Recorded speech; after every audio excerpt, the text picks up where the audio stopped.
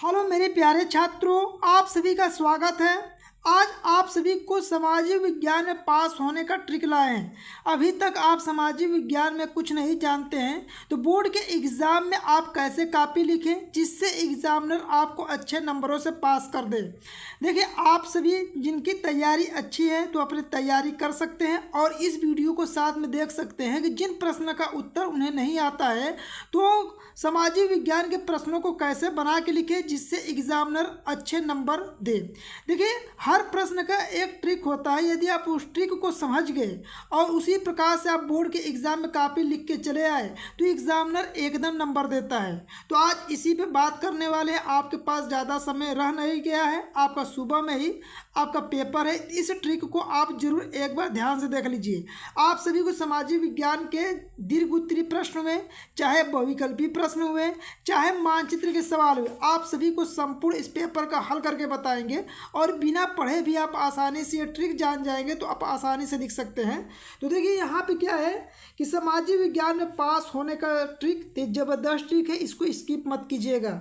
बिना पढ़े भी आप सामाजिक विज्ञान में पास हो सकते हैं। ये ट्रिक ही है, समझ लीजिए। आपको हर पेपर में जो ट्रिक बताते हैं यह लागू किए होंगे तो आप अच्छे नंबरों से पास होने वाले हैं।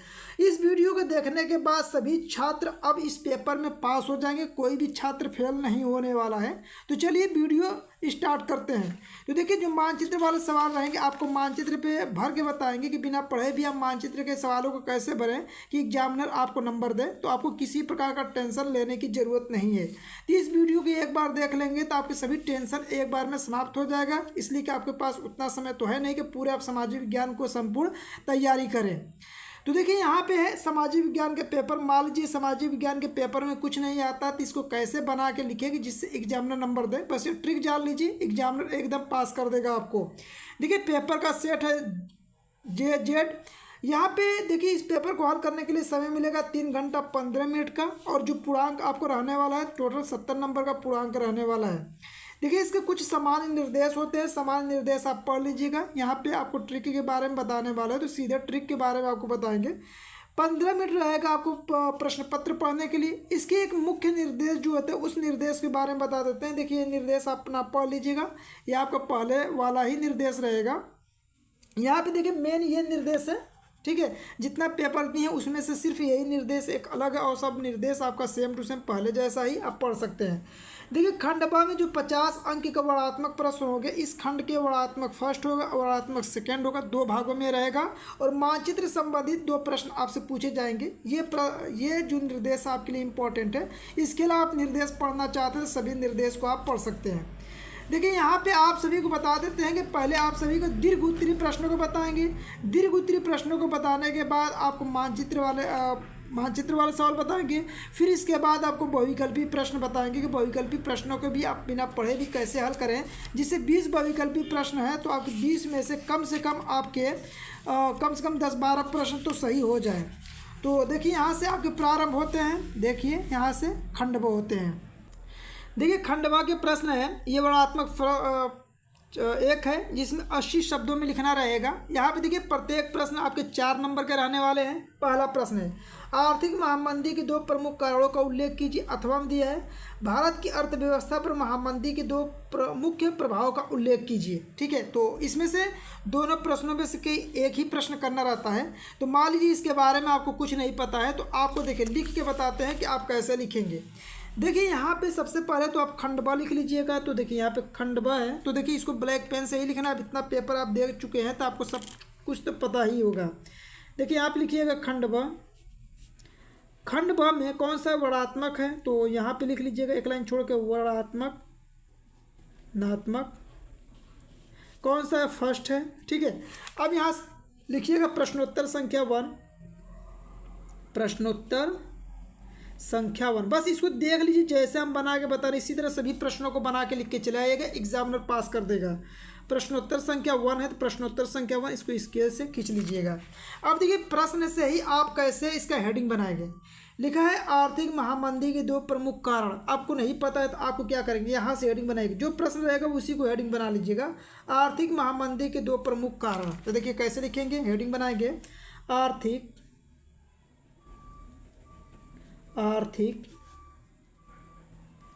महामंदी के दो प्रमुख कारण, दो प्रमुख कारण। ये हो गया आपका हेडिंग बनाएगा। ऐसे जितने आप सुंदर लिख सकते हैं, जब बना के लिखना है तो अधिक से अधिक सुंदर लिखिएगा। अब यहाँ पे लिखिए, देखिए ए लाइन हो गया, अब ए छोड़ लीजिएगा लाइन, अब यहाँ से लिखिएगा आर्थिक महामंदी के दो प्रमुख कारण निम्नलिखित है। देखिए प्रश्न से ही इतना लिख लीजिएगा, पहले जब भी लिखिएगा तो ये निम्नलिखित है ऐसे लिख लीजिएगा। इतना तो आप लिख लेंगे ना कि आर्थिक महामंदी के दो प्रमुख कारण निम्नलिखित है। पहला आर्थिक महामंदी के दो प्रमुख कारण निम्नलिखित है, अब ऐसे लिख लीजिएगा। अब देखिए अब कारण लिख रहे हैं तो क्या लिखेंगे, अब बताइए कि आर्थिक कब आपका आ सकता है महामंदी।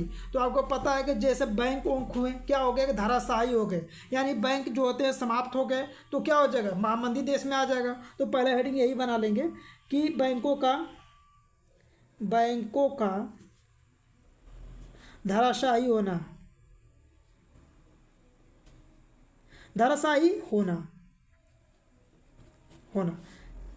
ये हेडिंग बना जाएगा इस तरह।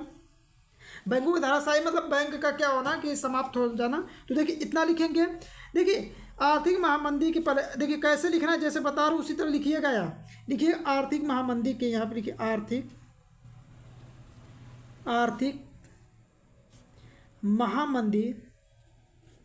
आर्थिक महामंदी के प्रमुख कारणों में से, ठीक है, प्रमुख कारणों में से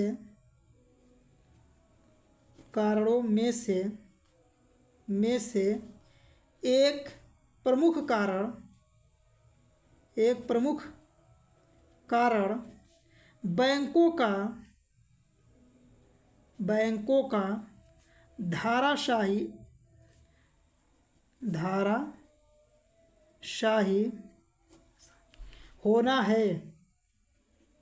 होना है। ठीक, इस तरह लिख लेंगे। अब देखिए आपको क्या करना है, अब इसमें आपको कुछ पॉइंट जोड़ लीजिएगा। देखिए कैसे जोड़ेंगे, देखिए हम क्या लिखे हैं, हमको याद नहीं रखें, इसको बना के कैसे लिख के बता रहे, इसी तरह आपको बना के लिखना है, ये जानते रहिएगा। ठीक है, देखिए आपको जो प्रश्न रहेगा उसी प्रश्न से इतना चीज लिखे कि नहीं लिखे। अब इसमें देखिए जब इतना लिख लेंगे, अब लिखिएगा बैंक क्या हुए, कर्जा में डूब गए, जिससे बैंक का क्या हो गया, दिवालिया हो गया। लोगों का पैसा क्या हो गया, डूब गया, जिससे बैंक क्या हो गया कि यहाँ से अपना छोड़ के स्थान चले गए। इसी तरह का 2 3 4 लाइन 5 लाइन 6 लाइन ऐसे करके बैंकों के बारे में आप सभी को पता है कि बैंक में क्या होता है। ऐसे करके कम से कम 2 3 4 लाइन 10 लाइन 20 लाइन यहाँ कम से कम 4 5 लाइन तक आप इस तरह लिख सकते हैं आराम से।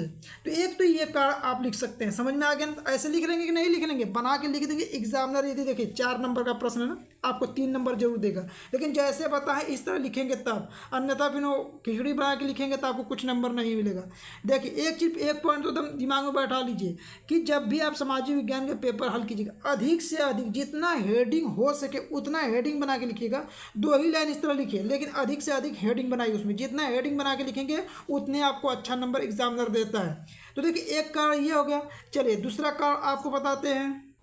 देखिए इसी तरह अगला हेडिंग दूसरा बनाएंगे, क्या बनाएंगे, देखिए इसी तरह बना सकते हैं दूसरा कि कृषि का अधिक उत्पादन हुआ, कृषि का अधिक उत्पादन। देखिए जब कृषि का अधिक उत्पादन होगा, ठीक है, यहाँ पे ध्यान रखिएगा, जब अधिक उत्पादन होगा तो इसकी बिक्री कम हो जाएगी। ठीक है, ये भी आपका आर्थिक महामंदी का कारण बनेगा। देखिए आपको नहीं आ रहा तो कैसे लिखेंगे, लिखेंगे आर्थिक महामंदी का, देखिए ब्लैक आर्थिक महामंदी के दूसरा प्रमुख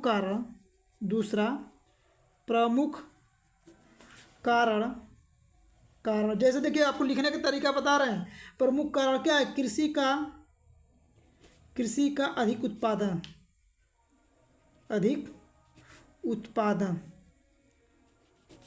है, जिससे उत्पादन ज़्यादा हो गया, जिससे उत्पादन ज़्यादा हो गया हो गया और बिक्री कम, और बिक्री कम हो गया, बिक्री कम हो गया। ठीक है, इस तरह आप क्या करेंगे, बिक्री कम हो गया जो आर्थिक महामंदी का कारण बना। ठीक है, ऐसे लिख सकते हैं। इसके अलावा बहुत सारे एग्जाम्पल लिख सकते हैं, आपको और एग्जाम्पल बता देते हैं। इसके अलावा आप एग्जाम्पल लिख सकते हैं, रोजगार में कमी हो गई, रोजगार में कमी, रोजगार में कमी लिख सकते हैं। ठीक, इसके बाद रोजगार में कमी लिख दीजिए। ठीक है, इसके अलावा बहुत सारे एग्जाम्पल देके इस तरह आप लिख सकते हैं, समझ में आ गए। बिना पढ़े भी आप बताए अगल बगल के सोच सकते हैं आर्थिक महामंदी कब कैसे आ सकता है। ठीक है, तो रोजगार में कमी आ सकता है, कृषि का अधिक उत्पादन हो सकता है, या इसके अलावा जो उद्योग धंधे हैं बंद हो गया। ठीक है, इस तरह आप करके इसे बना के लिख सकते हैं। 2-3-4 को हेडिंग लिख देंगे ना, 2-2 लाइन। जैसे देखिए, आपको फिर एक बार बता रहे हैं, यदि आपको सामाजिक विज्ञान में अच्छा नंबर लाना है, कम लिखिए, 2 नंबर 3 नंबर ही लिखिए, 2-3 पॉइंट ही लिखिए, लेकिन अधिक से अधिक हेडिंग बना के लिखिए। जितना हेडिंग बना के लिखेंगे उतने अच्छे नंबर मिलता है इसमें। तो चलिए, इस तरह आप बना के लिख लेंगे ना, तो जब एक प्रश्न लिख लेंगे तो अगला को छोड़ देंगे। ठीक है, चलिए अगले प्रश्न पे चलते हैं। देखिए, आपका अगला नंबर का है, तीसरा नंबर का। देखिए, औद्योगिक प्रदूषण के नियंत्रण हेतु उपायों को सुझाइए। चाहे इस प्रश्न कीजिएगा अथवा दिया है, ऊर्जा के परंपरागत स्रोतों का वर्णन कीजिए। ये देखिए, 2 प्रश्नों में से जो आपको करना होगा, आपको ऐसे प्रश्न हल करना बता दिए, आपको अथवा अलग करना रहेगा, तो कैसे करेंगे। चलिए आ जाइए, हेडिंग बनाइए, प्रश्नोत्तर संख्या 3। देखिए, इसको भी हल करके बता दे रहे हैं। प्रश्नोत्तर संख्या 3 जैसे बता रहे हैं इसे लिख के चले आइए। 100% बहुत अच्छा नंबर मिलेगा आपको। जब अथवा लग कीजिएगा तो यहाँ पे अथवा लिख दीजिएगा, अथवा। ठीक है, इस तरह लिखना मत भूलिएगा। देखिए, इसके बाद क्या है, ऊर्जा के परंपरागत स्रोत है। तो पहले यहीं पे देखिए, प्रश्न से हेडिंग बनाई, ऊर्जा के परंपरागत स्रोत। ठीक, यहाँ पे लिख हेडिंग, ऊर्जा के परंपरागत स्रोत, ऊर्जा के परंपरागत स्रोत हो गया। अब देखिए, ये प्रश्न से हेडिंग बना आपका। यहाँ पे देखिए, 2 लाइन कैसे बढ़ाएंगे इसमें, देखिए आपको लिख के बताते हैं। लिखिए कि ऊर्जा के परंपरागत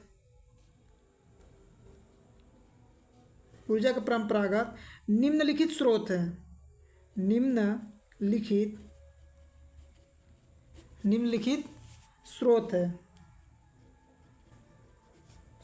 है। अब निम्नलिखित स्रोत लिख दिए। अब देखिए, हेडिंग बनाइए पहला। अब बताइए, एक चीज़ हमें ध्यान से आप सोच के बताइए, परंपरागत ऊर्जा का मतलब क्या है, जो परंपरा से चली आ रही है। अब परंपरा से कौन सी ऊर्जा का स्रोत आ रहा है, कोयला, परंपरा पुराने ज़माने से चला आ रहा है ना, कोयला हो गया। फिर इसके बाद पेट्रोल हो गया, डीजल हो गया। ठीक है, तो इस प्रकार से ये सब क्या है, केरोसिन तेल हो गया, ये सब परंपरागत ऊर्जा के स्रोत हैं। तो यहाँ पर लिख सकते हैं कोयला, हेडिंग बनाएंगे कोयला। अब देखिए, इसको लिखना है, कैसे लिखेंगे, लिखेंगे कोयला परंपरागत ऊर्जा के स्रोत हैं। ठीक है, कोयला जो परंपरागत ऊर्जा के स्रोत हैं। मान लीजिए लिख दिए, तो कोयला से हमें क्या मिलता है, कोयला से हमें ऊर्जा मिलता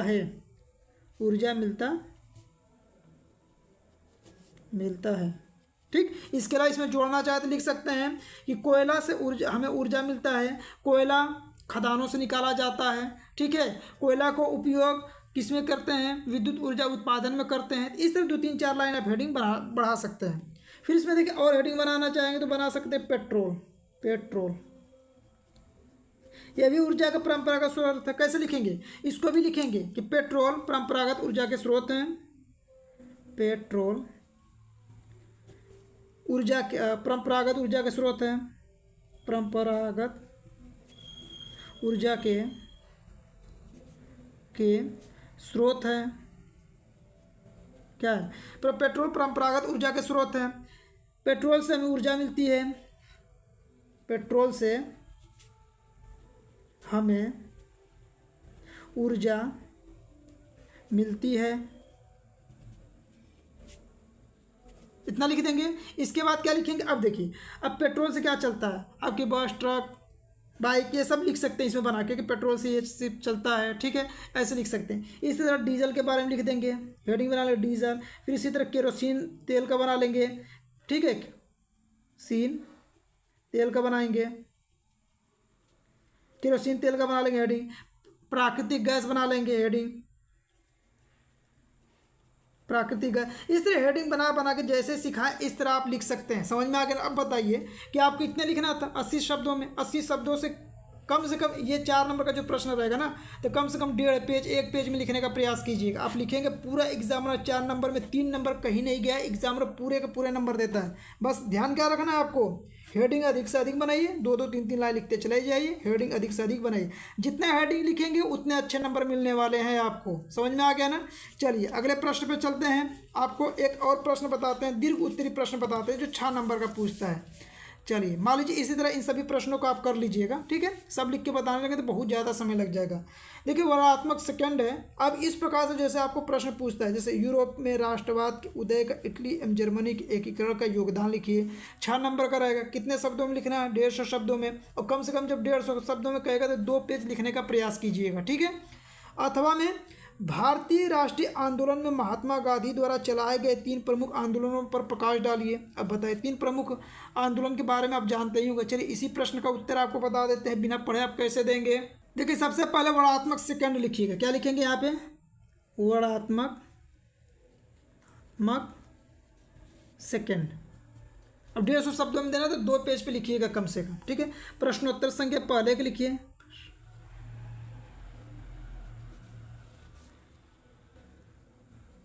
प्रश्नोत्तर संख्या कौन सा है? नंबर देखिए, नंबरिंग सही से डालिएगा, नंबरिंग में गलती मत कीजिएगा। 5वां नंबर है तो यहाँ 5वां नंबर डालिएगा। और देखिए हेडिंग कहाँ से बनाएंगे? प्रश्न से ही बनाएंगे, ठीक। कैसे लिखेंगे? भारतीय राष्ट्रीय आंदोलन में महात्मा गांधी जी द्वारा। चलिए यहाँ पे लिखते हैं, लिखिए क्या लिखना है आपको? भारतीय राष्ट्रीय आंदोलन में, भारतीय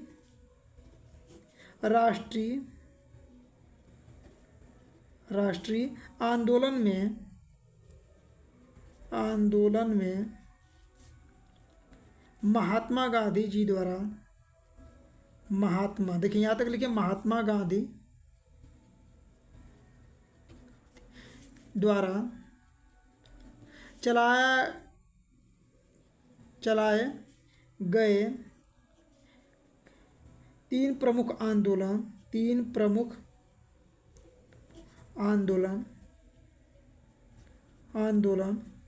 निम्नलिखित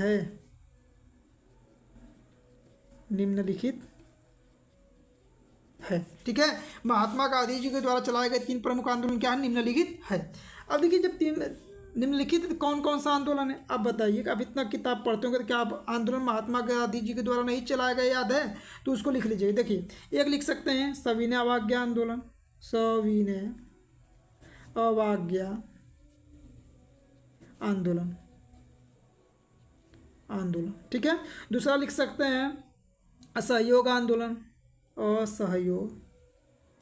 असहयोग आंदोलन, ठीक। अगला लिख सकते हैं भारत छोड़ो आंदोलन, भारत छोड़ो आंदोलन, भारत छोड़ो आंदोलन।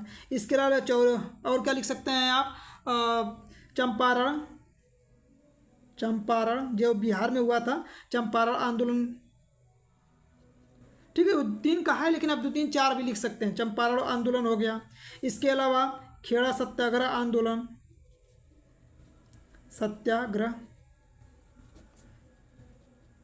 आंदोलन, इसके अलावा लिखना चाहते हैं तो लिख सकते हैं सूती मिल वस्त्र आंदोलन, जो कहाँ पे हुआ था? गुजरात में ये हुआ था, ठीक है। इसके अलावा लिख सकते हैं दांडी यात्रा, उन्होंने किया था, दांडी यात्रा भी किया था। तो इस तरह प्रमुख आंदोलन जो आपके उसमें दिमाग में आएगा सब लिख दे। 2 3 4 5 6 सब लिख दीजिएगा साहब। तो इसमें से जो आपको 2 3 आ रहा होगा उसको आप यहाँ पे कर सकते हैं। जैसे चंपारण आंदोलन के बारे में आपको बता देते कैसे लिखेंगे। चंपारण आंदोलन, तीन का व्याख्या करना है, किसी में से उठाइएगा और व्याख्या कर दीजिएगा। देखिए पहले लिखने का तरीका सीखिए, कैसे लिखेंगे जब नहीं आ रहा आपको। तो चंपारण आंदोलन के बारे में लिखना है तो पहले ये लिखिएगा, महात्मा गांधी जी के द्वारा, महात्मा गांधी जी के द्वारा महात्मा गांधी जी के द्वारा चंपारण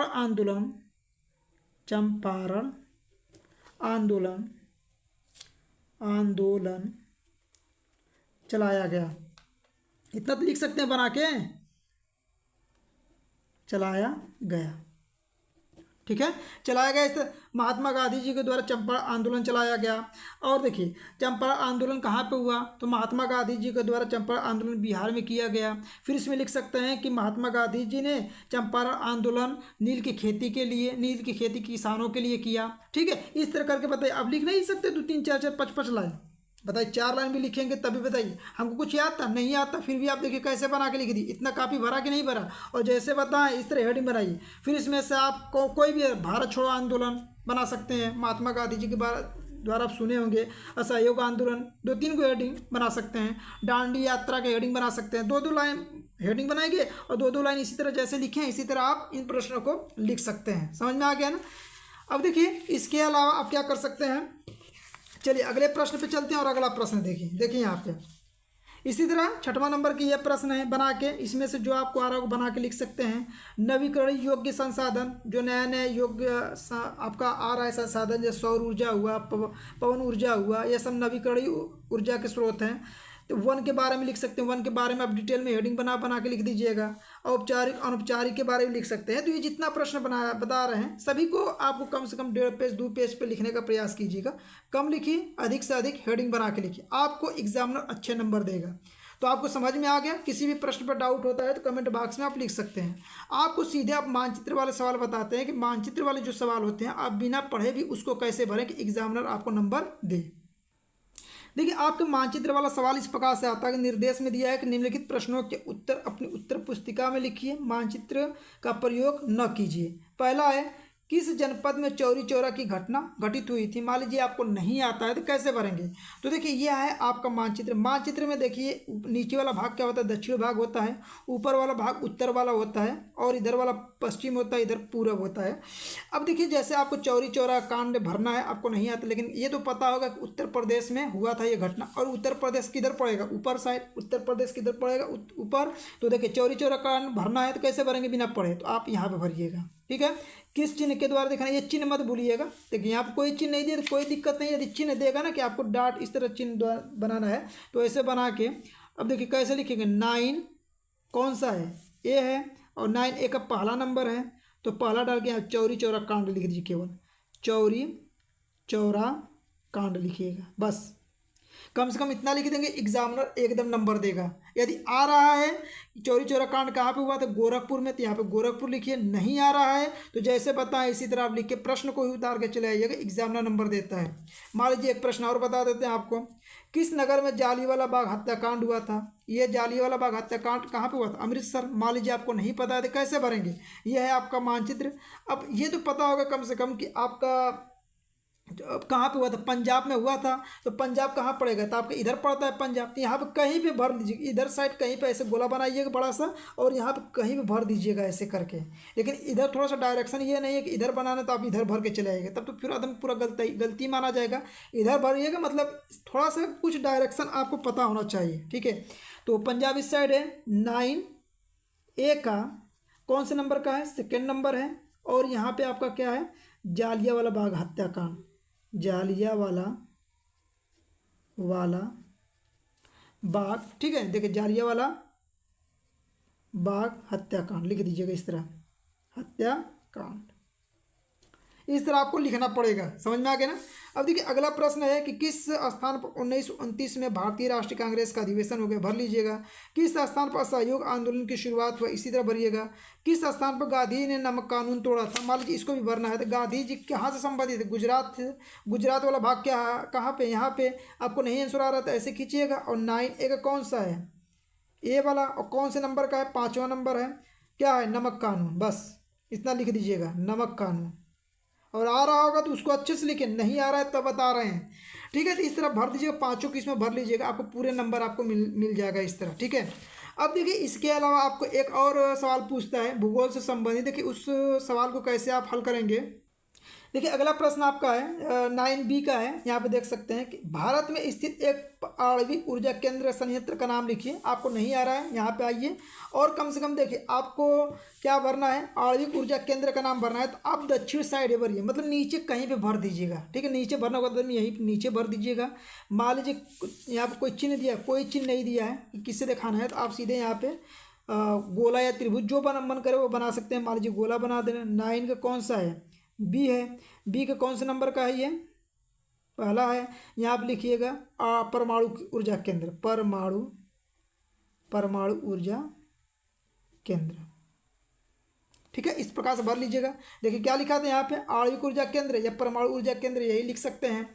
अब देखिए उत्तर प्रदेश के उस शहर का नाम लिखिए जहाँ पे सॉफ्टवेयर टेक्नोलॉजी पार्क स्थापित किया गया है। आपको मान लीजिए नहीं पता है, जो कि बता दें उत्तर प्रदेश में कानपुर, याद रखिएगा इसको। और नहीं पता है तो कैसे भरेंगे, कम से कम उत्तर प्रदेश दिया है तो ये तो पता हो उत्तर प्रदेश है कहाँ पे, ये है आपको उत्तर प्रदेश। इसमें भरना है तो ऐसे गोला बनाइएगा, यहाँ से तीर खींचिएगा और यहाँ पर लिख सकते हैं 9B का कौन से नंबर का है, सेकेंड नंबर है। और क्या लिखेंगे, सॉफ्टवेयर है, क्या है यहाँ पे, software technology park, software technology park, इस तरह भर लीजिएगा। समझ में आ गया। तो जो शेष प्रश्न आपका बच रहा है, लौह इस्पात संयंत्र, रेशम, प्रमुख बांध, यदि आता है तो सही से भरिए, नहीं आता है जो ट्रिक बताएं इस ट्रिक के माध्यम से कहीं भी भर लीजिएगा। बस थोड़ा सा ऊपर नीचे डायरेक्शन में भरिएगा, इससे आपको एग्जामिनर एकदम नंबर दे। और आप प्रश्न आ रहा है तो अच्छे से भरिए। देखिए ये तो था ट्रिक आपको मानचित्र भरने वाला। अभी देखिए आपको बहुविकल्पी प्रश्न बोले थे कि बहुविकल्पी प्रश्नों को कैसे भरेंगे। तो चलिए आपको प्रश्न हल करके कुछ बताते हैं बहुविकल्पी प्रश्नों में, जिससे आप ट्रिक लगा देंगे। तो 20 में से आपके 12-13 क्वेश्चन कहीं नहीं गया, तो 100% सही होता है। तो चलिए उस प्रश्न को बताते हैं आपको। जिसे देखिए आपके सामने इस प्रकार से जब प्रश्न मिल जाएंगे, जैसे देखिए यहाँ पे आपको बताते हैं, भारत में लोकतांत्रिक विकेंद्रीकरण हेतु किया गया संवैधानिक उपचार, और इस प्रकार से आपको 4 ऑप्शन मिले। और इसमें देखिए सबसे बड़ा वाक्य क्या लिखा है, ये वाला लिखा है ना, स्थानीय स्वशासी निकायों को संवैधानिक दर्जा तथा नियमित चुनाव। इस तरह यदि देता है, जो इस वाक्य में सबसे बड़ा है, आ रहा है तो सही से कीजिए, नहीं आ रहा है तो ये जो बड़ा लिखा रहेगा उसे लगा के चलेगा। 100% 99% उम्मीद रहता है कि जो वाक्य आपका बड़ा लिखा रहेगा वही वाला ऑप्शन सही रहता है। आप तुरंत इसको टिक मारिएगा, आगे बढ़ जाएगा, आपका सवाल सही होगा। और इस प्रश्न का सही जवाब भी आपका बी वाला ही ऑप्शन सही है। ठीक है, तो ऐसे जो सवाल रहेगा इस प्रकार से कीजिएगा। चलिए एक प्रश्न और आपको बताते हैं। चलिए इधर आ जाइए। देखिए यहाँ पे जैसे प्रश्न है 10वां नंबर, एक दलीय व्यवस्था बढ़ावा देती है। देखिए यहाँ पे ये लिखा है, यहाँ पे ये, यहाँ पे ये, और यहाँ पे देखिए इतना बड़ा लिखा है कि नहीं वाक्य, इन सब में बड़ा क्या है, ये वाला वाक्य है। तो इसका मतलब इसका सही जवाब क्या होगा, बी वाला ऑप्शन सही हो जाएगा। तो इस तरह आप देखिएगा जिन प्रश्नों में थोड़ा सा बड़ा वाक्य जो लिखा रहेगा उसी को ऑप्शन में लगा के चले आइएगा। आपका 99% की उम्मीद रहता है कि वो प्रश्न आपका सही होता है। इसके अलावा आपको कुछ नहीं समझ में आ रहा है तो इसमें से आप सी वाला ऑप्शन लगा दीजिएगा, ये भी आपका सही होने का चांस ज़्यादा से ज़्यादा रहता है। तो देखिए आपको इस पेपर का संपूर्ण हल बताएं, आपको ट्रिक के माध्यम से बताएं कि आप जो दीर्घ उत्तरीय प्रश्न रहता है उसको कैसे लिखेंगे। मानचित्र वाले सवालों को आपको छोड़ना नहीं, कैसे मानचित्र भरेंगे। आपको आ रहा है प्रश्न तो अच्छे से कीजिए, नहीं आ रहा तो जो ट्रिक बताएं इस ट्रिक के माध्यम से कर लीजिए।